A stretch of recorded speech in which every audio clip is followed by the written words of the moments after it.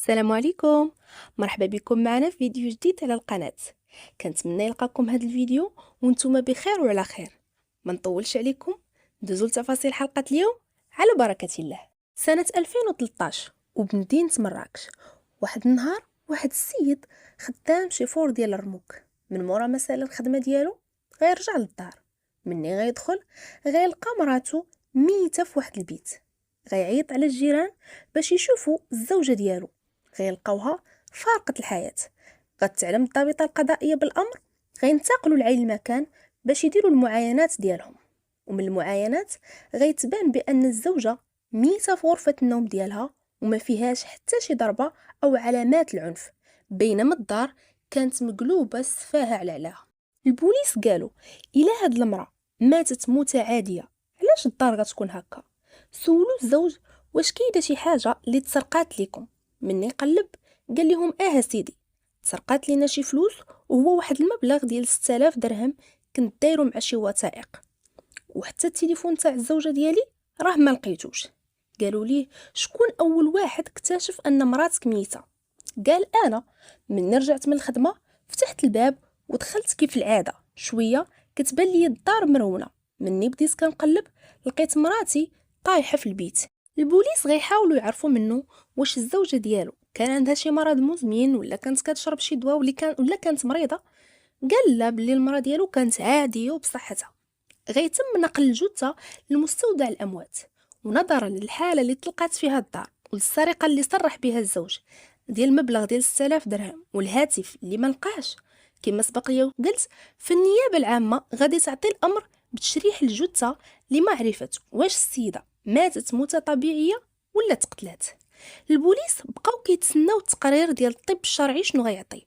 هاد التقرير كانوا فيه معلومات جديدة، بحيث أن الطبيب كيقول من بعد ما دار تشريح الجثة تبين ليه بأن السيدة ماتت جراء الخنق، وقبل الموت تم الاغتصاب ديالها، يعني تم الاعتداء عليها جنسيا. إذن هذه ولات جريمة قتل. المحققين أول مشتبه به كان عندهم هو الزوج ديالها، وغيتم أخذ عينات دم منه باش تمشي للمختبر العلمي ويتم مقارنتها بالسائل اللي كان في مهبل الضحية. لكن النتيجة كانت أنه ما كاينش توافق، يعني الأحماض النووية بجوجهم ما كانوش متطابقين.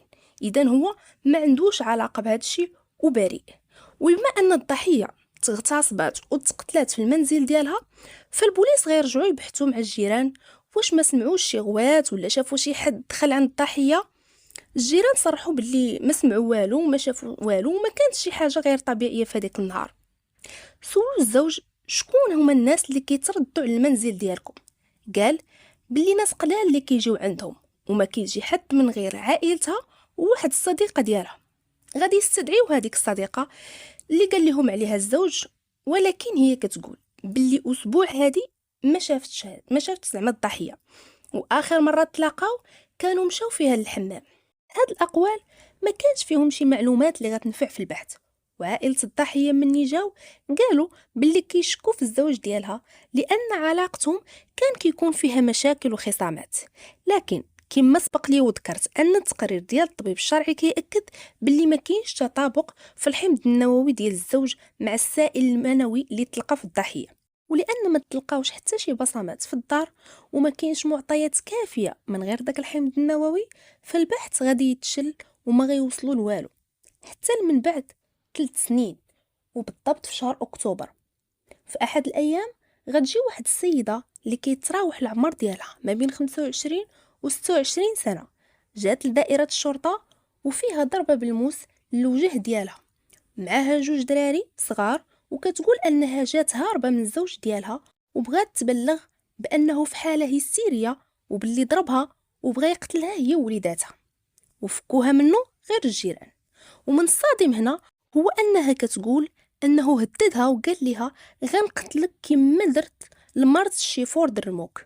مني سولوها على اين مرة كتدوي، قالت على السيده اللي تلقات مقتوله في دارها هذه 3 سنين. البوليس شكوا ان هاد المراه اللي جات تبلغ غير بغات تهم الزوج ديالها حيت ضربها وتعدى عليها، ولكن هي كتقول باللي هي متاكده. غينتقلوا معاها البوليس لدارها اللي كان فيها الزوج في حاله هستيريه، معربط وكيهدد انه غيحرق الدار. من قربوا ليه البوليس غيجبد عليهم جنويه، وبدا كيهدد بتصفيه اي واحد كيقرب ليه.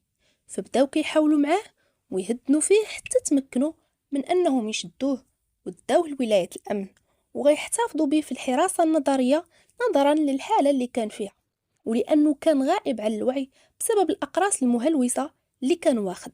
وفي اليوم الموالي غيبداو معاه التحقيق، واول سؤال كان علاش قتلتي مرات مول الرموك. هنا بدا كينكر وقال انا ما قتلت حد، فطلبوا من مراته تدخل عنده باش يواجهوهم. وهي قالت ليه فعلا البارح قلتي غتقتلني بحال كما قتلتي مرت مول الرموك. وهو قال انا ما قلت والو، وانا اصلا ما كنتش في وعي.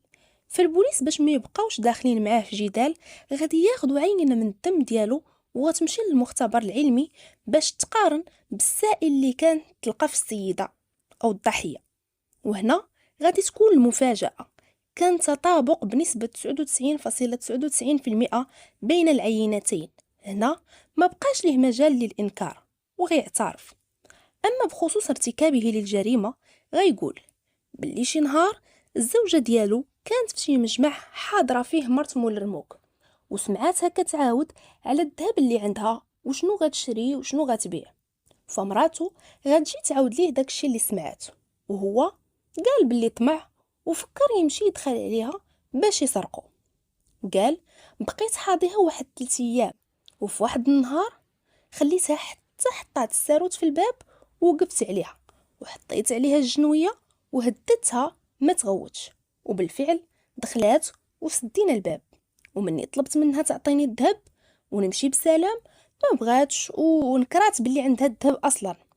فتعصبت وخنقتها بالمرفق ديال يدي، وهذا الشيء علاش ما لقاوش البوليس بصمات في مسرح الجريمه. مني بانت ليا ماتت بديت كنقلب على الذهب ولكن ما لقيتوش، لقيت غير واحد 6000 درهم والهاتف ديالها. قالوا لي البوليس وفين خليتي الاغتصاب؟ قال انا ما اغتصبتهاش، وبقى شاد في الانكار ديالو. ولكن مع الخبرة العلمية اللي دارت الحمض النووي ما عندوش فين ينكر. غيتقدم هذا المجرم للعدالة ب3 تهم، واللي هي السرقة، الاغتصاب والقتل مع سبق الإصرار والترصد. والحكم اللي كان في حقه هو 30 سنة سجن نافذة. حتى لهنا غتكون انتهت قضيتنا لليوم. كنشكركم على متابعتكم للفيديو. نبغي نذكركم ديروا لي لايك، اشتراك للقناة، وتخليوا لي شي تعليق. وما تنسوش، نشوفكم فيديو جاي.